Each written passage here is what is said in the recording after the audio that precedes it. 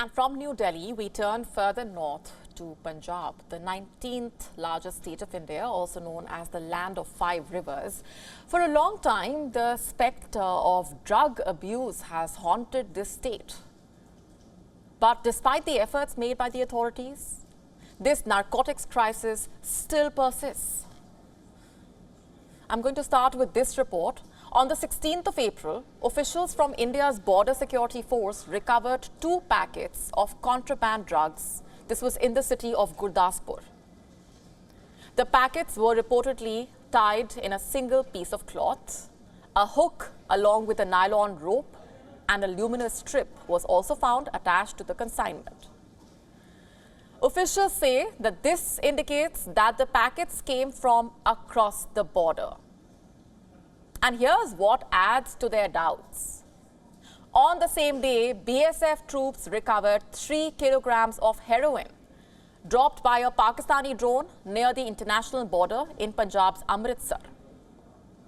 And reports say BSF personnel heard the buzzing sound of the drone entering the Indian territory from across the border. And they immediately shot the drone down.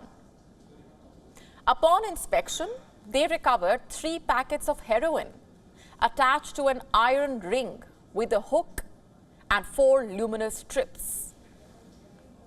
Now here's the thing. It is common knowledge that Pakistan pushes drugs across the Indian border. In fact, 2 years back, a report said that more than 80% of illegal drugs entering India come from Pakistan. It revealed how Pakistan has an absolute monopoly in the subcontinent's narcotics trade. In fact, Pakistan's deep state is an active proponent of this trade. The inter-services intelligence is involved in pushing drugs into Punjab and Jammu and Kashmir. In fact, on multiple occasions, Indian officials have intercepted these shipments. In fact, some of you might have heard of the Golden Crescent. It is one of the biggest opium-producing regions in the world. It straddles Central and South Asia, basically Pakistan and Afghanistan. Now, we know that every producer needs a middleman. For Afghanistan, that middleman is Pakistan. It is a well-oiled machinery. The opium is grown near the Afghan border in places like Kandahar and Helmand. And from there, the drugs are transported through land to Pakistani ports. And there's a lot of tacit support from Islamabad. You see, the local dons get a free pass. The government officials often look the other way. And so, these drug shipments make it to sea. In rare cases, foreign navies catch them. I can give you examples here. In August, Sri Lanka seized a fishing vessel with 290 kilograms of heroin. In September, they seized 2 ships. They were carrying around 500 kilograms of heroin.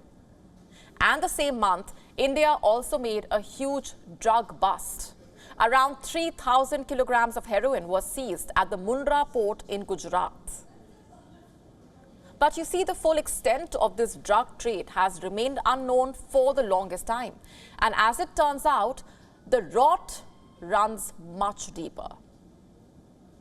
On the 18th of April, the Chief Minister of Punjab dismissed a senior cop over an alleged nexus with drug traffickers. This move came after 3 reports prepared by Anti-Drug Special Investigation Force, which revealed how the cop was helping the drug smugglers by leaving loopholes in the investigations. And what does that tell you? That Pakistan may be slipping drugs into India, but there are certain rotten apples that are helping facilitate this very crisis. WION now available in your country. Download the app now. Get all the updates on the move.